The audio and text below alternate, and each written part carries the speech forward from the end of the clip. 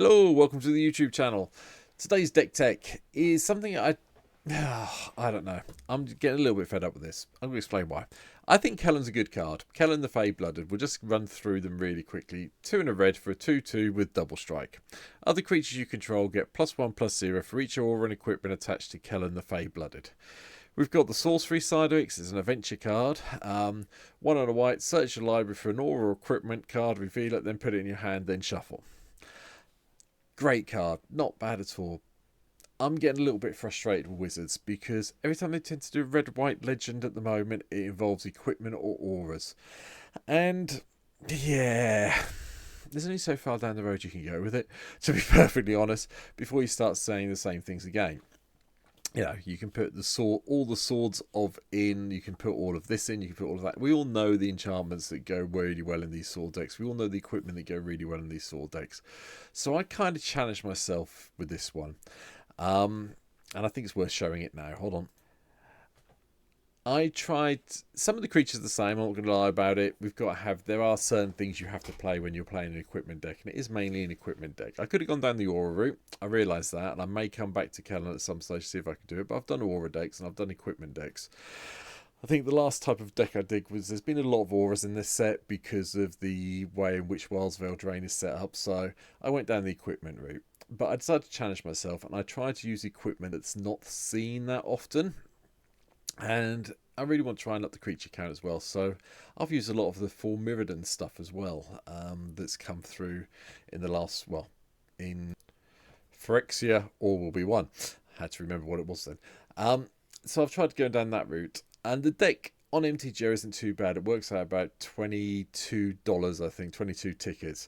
In real life, it's saying something in the region of about $400 and something dollars, if I remember correctly. $458.18 as I record this. That's because there's one land in here. Well, there's 2 lands. Arid Mesa, and a little bit further down, I've got a Plateau in here.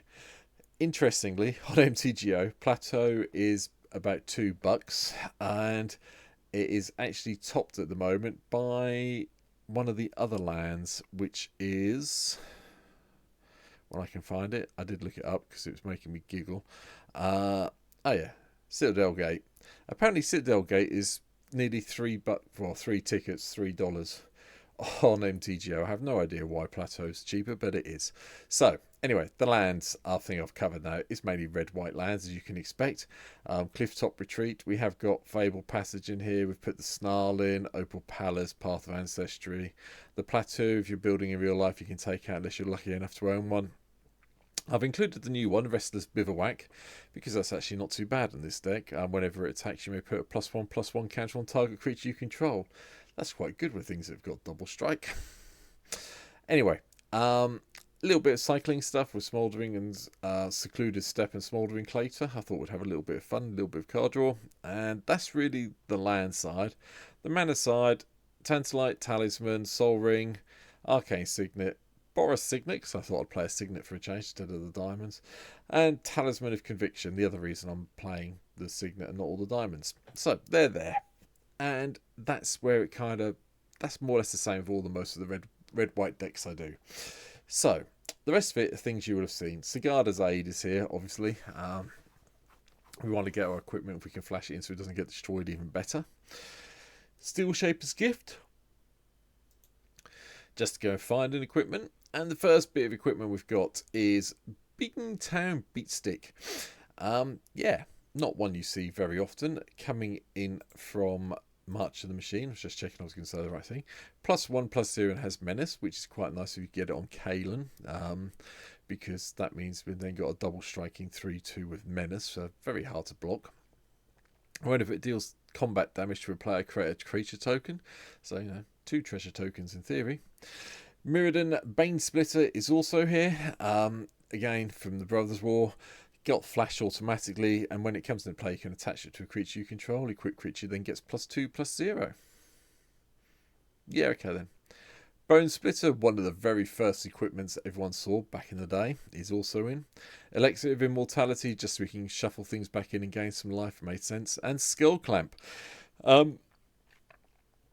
Another card that doesn't see that much play outside of token decks in MTGO or Commander, but hey, I want to try some different equipment out, and it's here. Ancestral Blade gives us a creature attached to it when it comes into play, so we get 2/2 for 2, which I can cope with. Infested Flesh Cutter is also here. You get to do the whole, when it attacks you get a might, so that's quite nice. A little bit of toxic, different way of winning the game if we need to. One of the traditional creatures in a equipment deck is Kemba, Car Enduring, just to get those extra cats. So yeah, might as well do that and create the tokens if we need to. Open the armory lets us go and find another piece of equipment. Again, a card you've probably seen a lot of in equipment style decks. Relic Seeker is another one. When it becomes renowned, you go and find an equipment and put it in your hand. Saram, Senior Officer, is also here. Just draw the extra cards. Core Outfitter. May attach, when it enters the battlefield, may attach target equipment you control to a target creature you control. Auto equip, I cope with that. And Pure Steel Paladin. Whenever an equipment enters the battlefield as you control, draw a card. And if we've got 3 or more artifacts in play, all the equip costs are 0. Barb Battlefist is one of our 4 Mirrodin cards that comes in as a 3/1 creature. Bespoke Battle Garb also comes in from our new set from Wilds of Eldraine. It's one of the few equipments I could find in Wild of Eldraine. At the beginning of combat on your turn, if 2 or more non-land permanents enter the battlefield this turn, you can automatically attach it. Yeah, right then. Hex Gold Halibrid, another 4 Mirrodin one. All this, what I will say is, don't forget, if you've got Bespoke Battle Garb in play and you play one of the 4 Mirrodin creatures, you do get 2 permanents, so this does do the auto equip. I think it's worth pointing that out. Fighter Class is also here. Makes our go and find an equipment, makes our equip costs even less. And whenever a creature you control attacks up to 1 target creature, blocks it this turn if able. So get rid of some of the annoying things. Revia Master Smith is also in. Whenever a creature you control that's enchanted or equipped attacks, it gains double strike. That gets dangerous dead quickly. And Weapons Trainer. Yep, other creatures you control get +1/+0 as long as you control an equipment.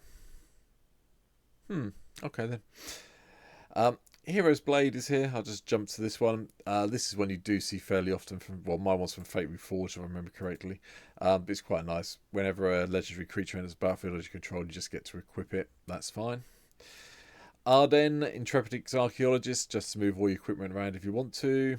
Daneth, reduces the cost of all your equipment spells. Gold Warden's Helm is also in for another from Mirrodin, just to give yourself a 2/3 for 3. Mace of the Valiant, another card you don't see that often. This coming from our Commander Master set, this one. When a crypt creature gets +1/+1 for each charge counter on Mace of the Valiant and has Vigilance, and whenever a creature enters the battlefield as you control, you put a charge counter on it. Yeah, okay then.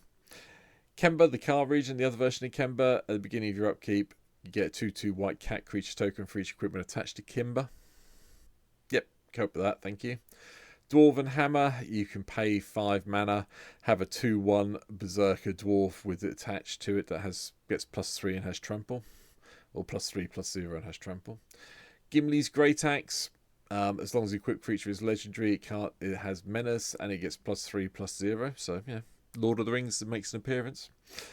Togo, Goblin Weaponsmith. Yeah, okay. Just keep making the rock tokens. That's fine. Valakuta, Flamekeeper.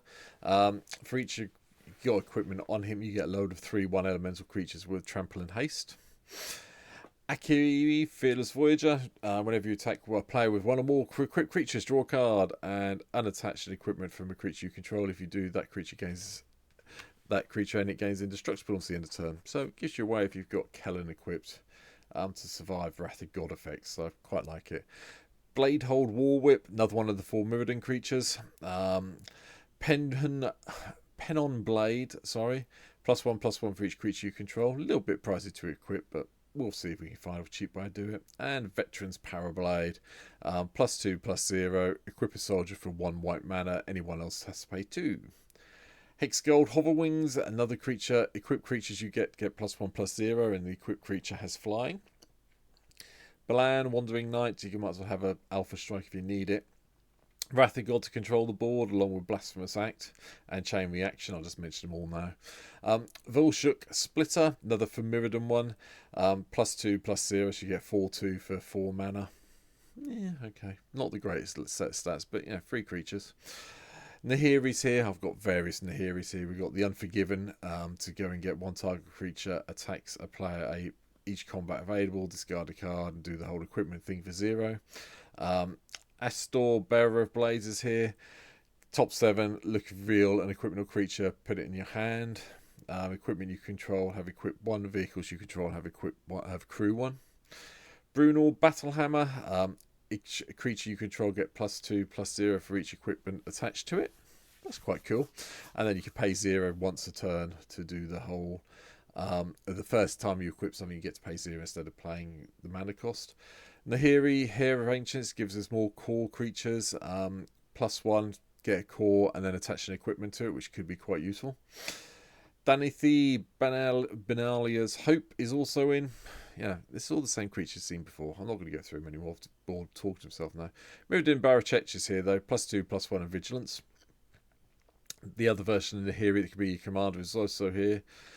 Gives you another way of creating a core soldier that you can tap an equipment to. Stone Hero Giant lets you go and search out an equipment and attach it to a creature you control, then shuffle. That's quite cool. Virtue of Loyalty, I think I played it. Ooh. Turned up in the Will deck yesterday. This one's even better because we want to pump our creatures up. Game, we get the Knight and then the +1/+1 counter at the end step. That's quite nice. Got Dragonwind Glider. Quick creature gets +2/+2, has flying and has haste. For 5 mana 4/4, that's pretty good. And Campus Renovation. I think people forget about this card that came in Aftermath. Return up to 1 target artifact or enchantment from your graveyard to the battlefield. Exile the top 2 cards of your library until the end of your next turn. You may play those cards. It's quite a nice way of getting a little bit of things off the top of your library to play and returning maybe an artifact or something that's been destroyed to the battlefield. Or, you know, maybe you've had to discard something and you can cheat it back in. Nahiri's Resolve is also in from Aftermath. Creatures you control get +1 and have haste. And at the beginning of your end step, exile any number of non-token artifacts and or creatures you control and return those cards to the battlefield under their owner's control at the beginning of the next upkeep. It is worth pointing out you have to cast them so you don't get your card draws. Matthew learnt the hard way. Tiana Ship's Caretaker is also in. Whenever an ore equipment is put into a graveyard, you may return that card to its owner's hand at the beginning next end step. That's quite nice. For 3/3, flying and first strike, I can cope with that. Heavenly Blade Master enters the battlefield. You may attach any number of ores or equipment you control to it, and other creatures you control get +1/+1 for each aura or an equipment attached to the Blade Master. Flying and double strike, 6 mana. So it's basically effectively a 6 mana 6/6 for flying and double strike. Well, no, with flying. 6/6 with flying. Double strikes there, but you know. Meteoric Mace, a little bit of fun with Cascade, and Nahiri from Aftermath as well as in, just so we can do the whole affinity for equipment and then get extra things if we need to. And finally, Blasphemous Act. But that's it. It's a slightly different take on an equipment deck, in a red-white equipment deck. Yes, you can replace all the equipment I've talked about, put all the swords in, put Lockstone Warhammer in, so on and so forth, and just go to town like you would do. It can fit into any red-white equipment deck.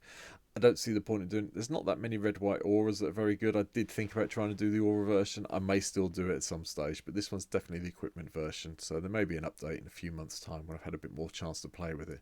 But that's it for today. Yeah, if you haven't done before, please hit the subscribe button that I'm hopefully pointing at right at the moment. That should be over here somewhere, please. 247 as I subscribe. No, I'm already subscribed to my own channel. As I talk today, so I really hope you do hit the subscribe button and you come back very soon to watch another one of my deck techs. Take care. Thanks for watching. See you soon. Bye.